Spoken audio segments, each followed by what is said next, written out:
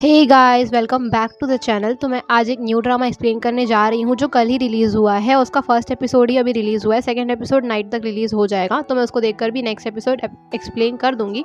तो जो स्टोरी है वो ऐसी है कि एक टैक्सी ड्राइवर होता है, मतलब हमारा मेन लीड जो है वो एक टैक्सी ड्राइवर होता है और उसको फिर प्यार हो जाता है हमारी फीमेल लीड से, जो कि एक घोस्ट होती है।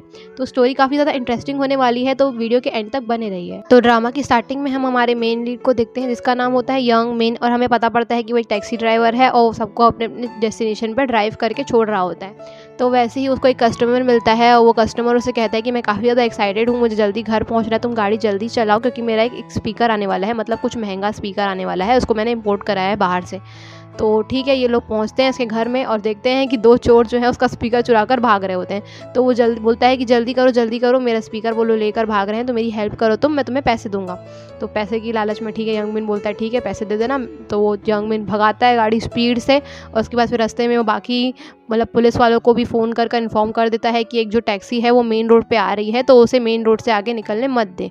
तो योंगमिन जैसे तैसे कर दौड़ाकर उस चोर को पकड़ ही लेता है आखिर, और उसके बाद फिर वो दूसरे वाले आदमी को बोलता है कि तुम पे मेरा एहसान रहा और इतने इतने पैसे मुझे चाहिए, मतलब कैलकुलेशन करके बता रहा होता है कि पकड़ने का इतना, भागने का इतना और चेस करने का इतना एंड ऑल। फिर हमें नेक्स्ट डे मॉर्निंग का सीन दिखाया जाता है जहाँ पे योंगमिन अपनी ग्रैंडमा के लिए ब्रेकफास्ट बना रहा होता है।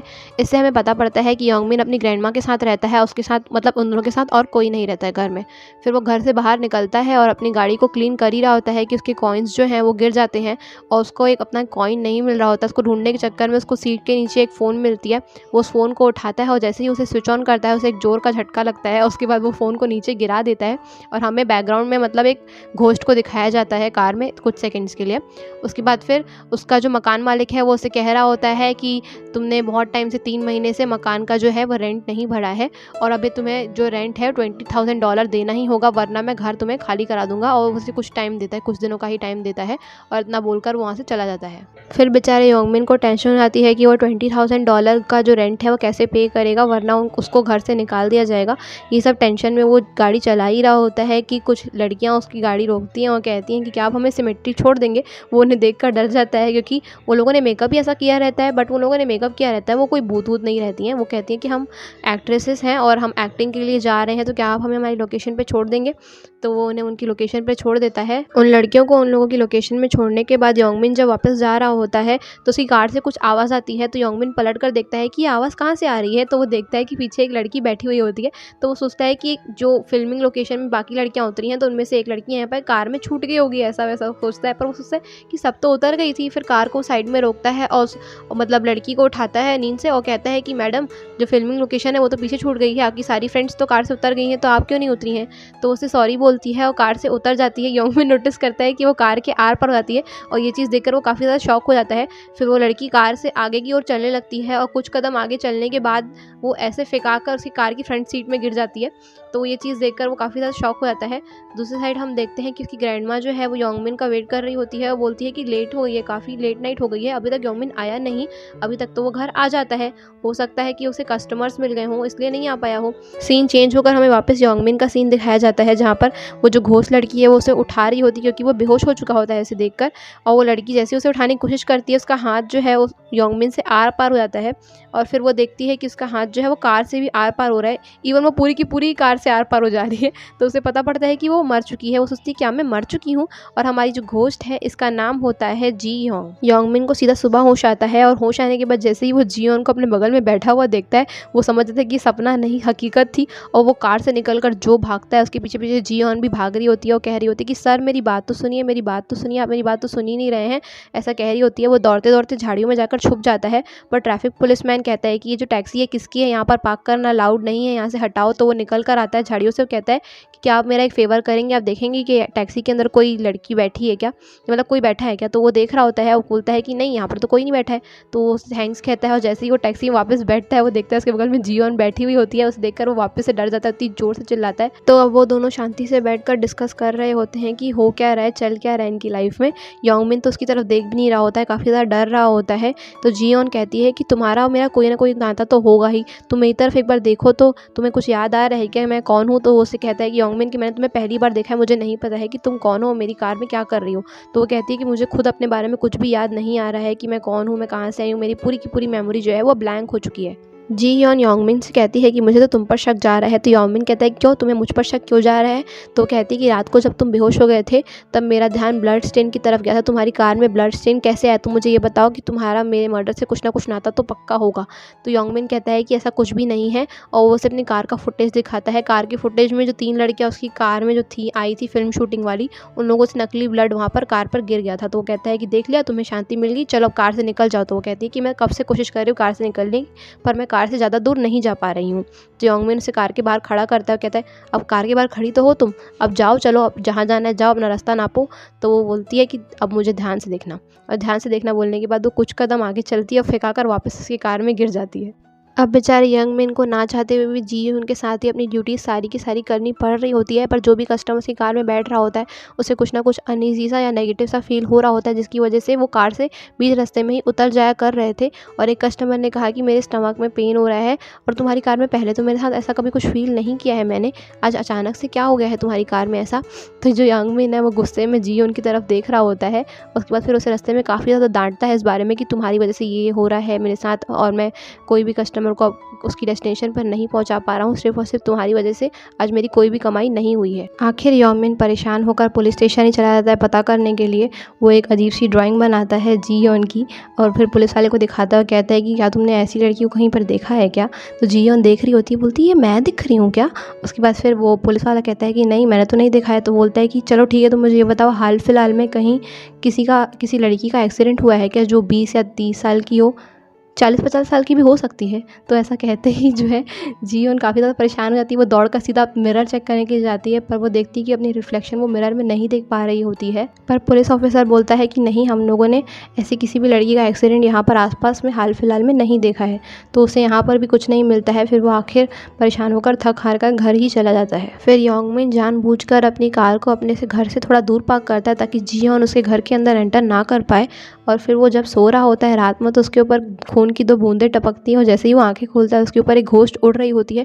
वो ज़ोर से चमक कर उठता है और देखता है कि वो उसका नाइटमेयर होता है। उसकी दादी उससे कहती है कि तुम्हें आज मुझे बर्गर किंग छोड़ने जाना है, तो चलो चलते हैं। तो उसे टेंशन हो रही होती है कि उसकी दादी को कुछ हो मत जाए, क्योंकि हर किसी की तबीयत उस कार में ख़राब हो रही होती है। तो वो बार बार पलट कर अपनी दादी को देख रहा होता है। तो उसकी दादी कहती है कि तुम मुझे क्यों देखे पड़े हो बार बार। तो उसके बाद जो है जी ह्यून उससे कहती है कि देखो तुम्हारी दादी को कुछ भी नहीं हो रहा है, और वो आलतू फालतू की बातें करने लग जाती है। तो उससे गुस्से में रिप्लाई करता है, जिसकी वजह से सामने गाड़ी की टक्कर एक कुछ बॉक्सेस से हो जाती है। छोटा सा एक्सीडेंट होता है, किसी को भी कुछ चोट नहीं आई हुई होती है। पर आखिर वो थक हार कर परेशान होकर झाड़ फूक वाली के पास ही अपनी कार को ले जाता है ताकि मतलब अपनी कार से जो है भूत प्रेत को भगा सके। तो वो इतनी कोशिश करता है बट उससे भी कुछ फ़ायदा नहीं होता है। और वो जी ह्यून से कहती है कि तुम्हें नहीं लगता कि तुम तो पैसे बर्बाद कर रहे हो, जबकि मुझे तो कुछ भी नहीं हो रहा है। फिर योंगमिन एक डॉक्टर को ड्राइव कर हॉस्पिटल पहुँचा रहा होता है। इस डॉक्टर का नाम होता है क्यूजिन, और क्यूजिन योंगमिन का काफ़ी ज़्यादा पहचान का डॉक्टर होता है। तो जी ह्यून जो है वो कहती है कि देखो इसे कुछ भी नहीं फील हो रहा है, ना नेगेटिव फील हो रहा है, ना इसके पेट में दर्द हो रहा है, मतलब इसे कुछ भी नहीं हो रहा है, आप मुझे खामखा ही चिल्लाते रहते हो, ऐसा वो उसे कह रही होती है। फिर वो हॉस्पिटल पहुंचते हैं और क्यूजिन दौड़कर अपने एक पेशेंट को अटेंड करने के लिए जाता है। और इसे देख कर कि योंगमिन को अपना मतलब कुछ पास्ट की यादें आती हैं, जिसमें उसने अपनी मॉम का एक्सीडेंट देखा था और अपनी मॉम को बचाने की कोशिश की थी, पर उसकी मॉम नहीं बच पाई थी, और ये देखकर वो इमोशनल हो जाता है। फिर योंगमिन क्यूजिन के लिए कुछ खाने का सामान लेकर गया हुआ होता है और क्यूजिन को देकर थैंक यू बोल रहा होता है। तो क्यूजिन कहता है कि तुम मुझे कब तक थैंक यू ऐसे ही बोलते रहोगे। तो योंगमिन कहता है कि मैं तुम्हारा एहसान जो है वो ज़िंदगी भर नहीं चुका पाऊँगा। मुझे समझ में नहीं आता यहाँ पर वो उसे थैंक यू इतना क्यों बोल रहा होता है, क्योंकि उसकी मम्मी तो बची होती नहीं है, उसकी मम्मी की तो डेथ हो गई होती है। जो जी ह्यून है वो आगे आने की कोशिश कर रही होती है, मतलब कि जहाँ पर वो लोग बातें कर रहे हैं वहाँ पर जाने की कोशिश कर रही होती है, कान लगा कर सुन रही होती है कि इन दोनों का नाता क्या है, क्योंकि वो उस लाइन से आगे नहीं आ पा रही होती है। और ऐसी कोशिश करते करते वो आखिर फेंकाकर कार की तरफ फेंका जाती है।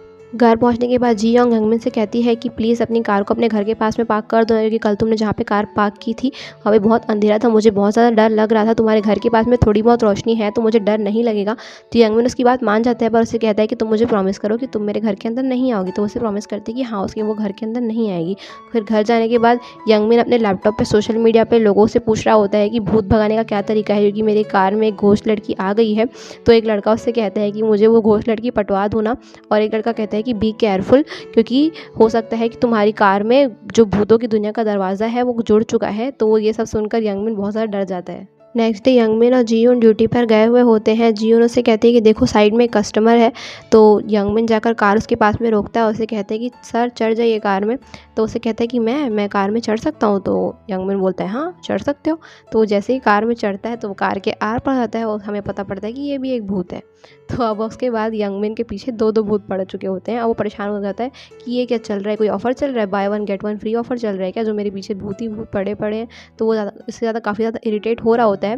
तो यहाँ पर जीयून जो है वो दूसरे भूत के साथ लड़ाई कर रही होती है कि पहले मैं यंगमिन के साथ थी तो मैं ही रहूँगी, और इन दोनों की यहाँ पे लड़ाई हो रही होती है कि मैं रहूँगी, मैं रहूँगा, मैं रहूँगी। ये लोग मारा मारी कर रहे होते हैं और जीयून उसे क्या तो मारती है, उसे हाथ पकड़ के ऐसे पलट कर ऐसा मारती है, मतलब फाइटर लग रही होती है यहाँ पर वो। उसी नाइट यंगमिन सोच रहा होता है कि मुझे हर किसी का भूत दिख रहा है पर मुझे मेरी मम्मा का भूत क्यों नहीं दिख रहा है, काश मैं उनसे बात कर पाता। और यह सोचकर वो इमोशनल हो रहा होता है। नेक्स्ट डे वो अपनी टैक्सी को बेचने का सोचता है। वो बेचने के लिए वहाँ पर चला भी गया होता है। तो जीयून उससे कह रही होती है कि तुम क्यों उस टैक्सी को बेच रहे हो, अगर तुम इस टैक्सी को बेच दोगे तो मुझे पता नहीं कि वो नया मालिक मुझे देख पाएगा भी कि नहीं देख पाएगा, सिर्फ तुम ही मुझे देख पा रहे हो।